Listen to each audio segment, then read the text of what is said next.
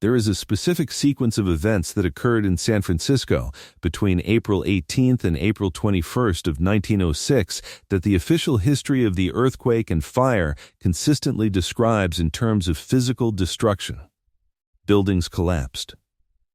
Fires started. The fires merged into a conflagration that burned for 3 days across approximately 4 square miles of one of the most densely developed cities on the Pacific coast. Nearly 3,000 people died. Approximately 28,000 buildings were destroyed. 225,000 people were left homeless. The physical destruction was real. It was catastrophic. It was documented extensively by photographers who captured images that remain among the most powerful in the history of American photojournalism. That story is the story that American history tells about San Francisco in April of 1906. What that story does not tell with equal thoroughness is the story of what was inside those 28,000 buildings before they burned, not the furniture and the merchandise and the personal property that the human cost accounting of disaster naturally focuses on. The records, the legal documents, the financial records, the property titles, the court filings, the business contracts, the birth and death registers, the immigration records, the census schedules, and the administrative archives that were stored in a city that had been the primary port of entry for the western United States for 50 years. The physical destruction was catastrophic and measurable. The documentary destruction was equally catastrophic and has never been fully measured. And the gap between the two, the specific content of what the fire consumed in terms of records rather than buildings, is a gap that the official history of the earthquake has consistently treated as incidental, when it was anything but.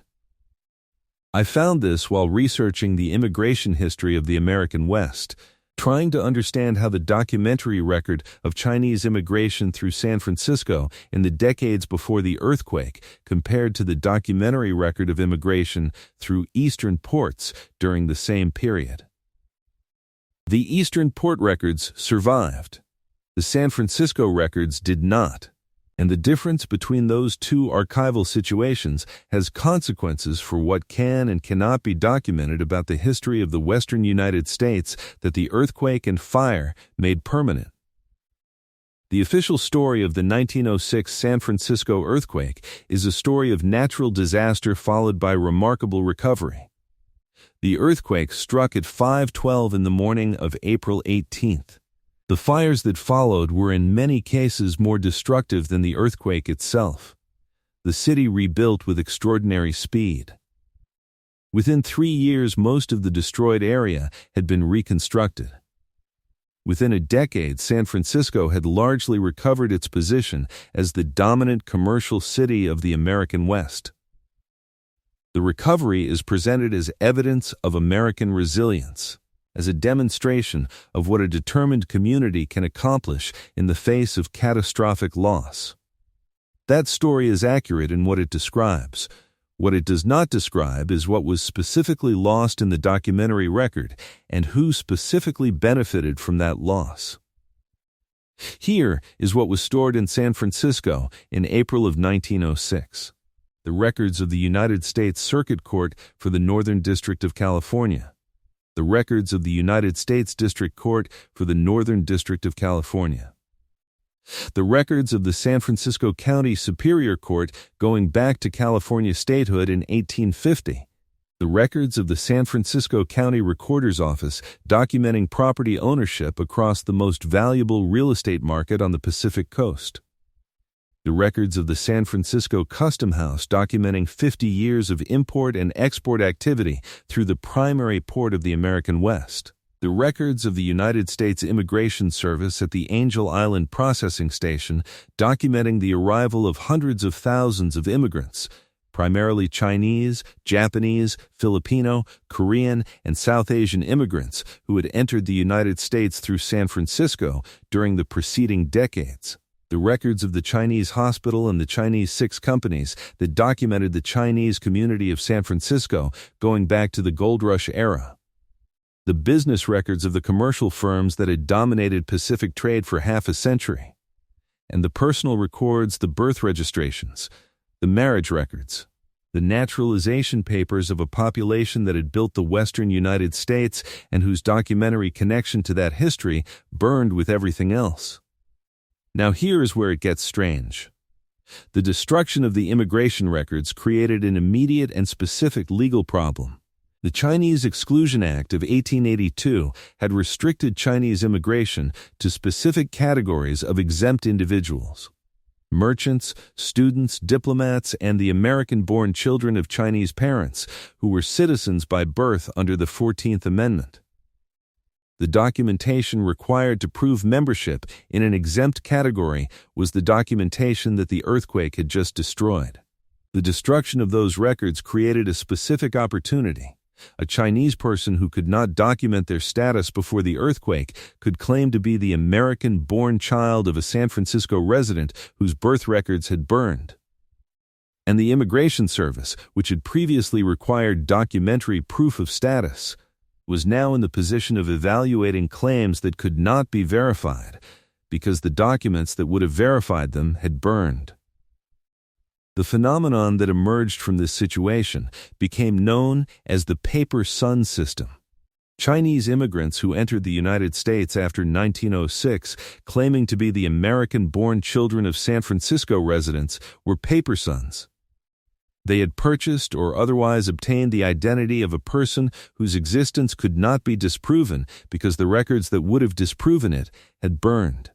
This is the aspect of the earthquake's documentary destruction that has received the most historical attention, because it represents a specific, documented, and historically significant consequence of a specific documentary loss.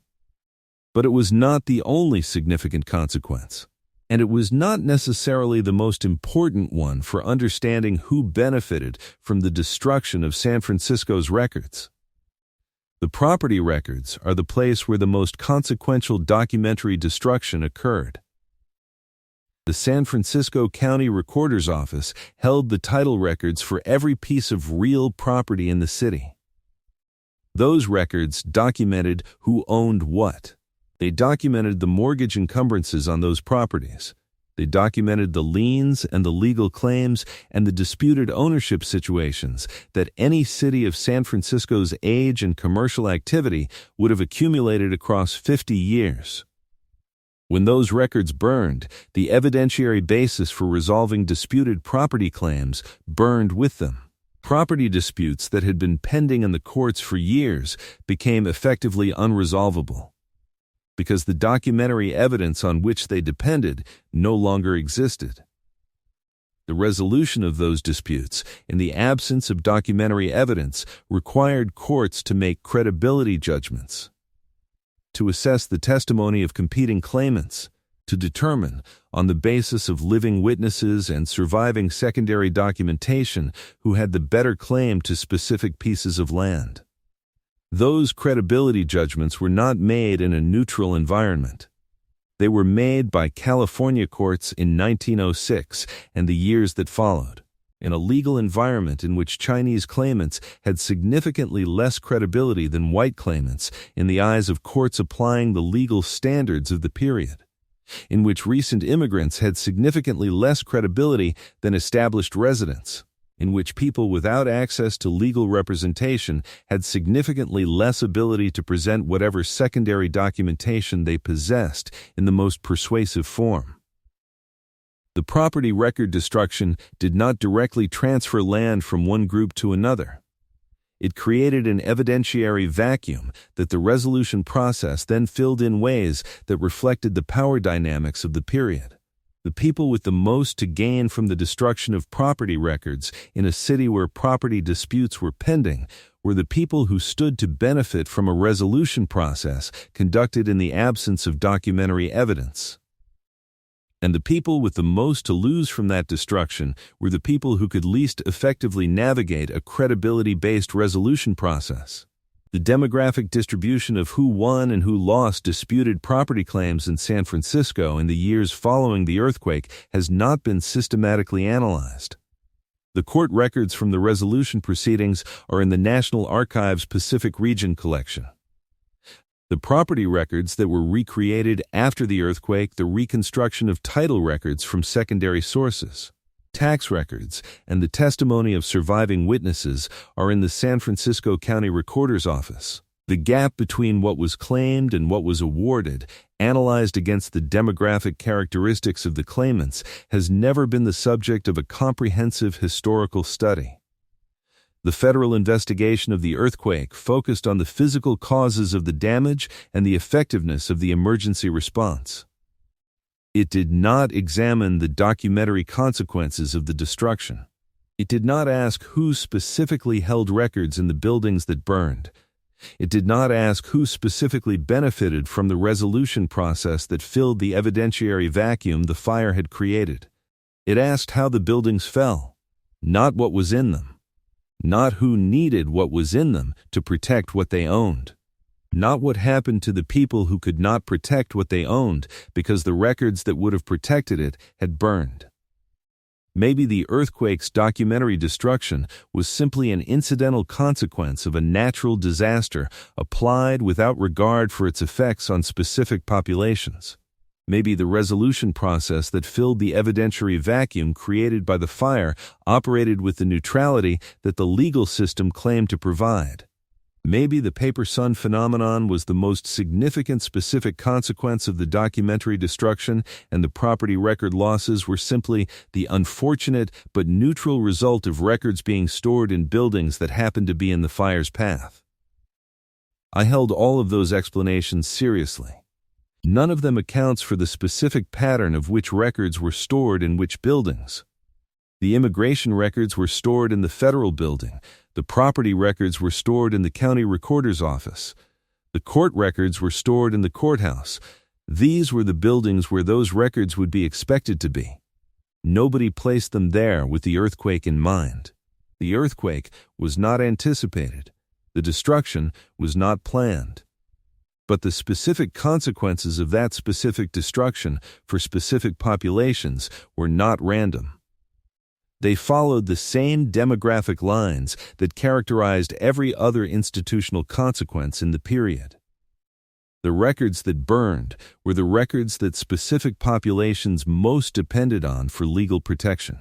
The process that replaced them operated in an environment that those populations were least equipped to navigate.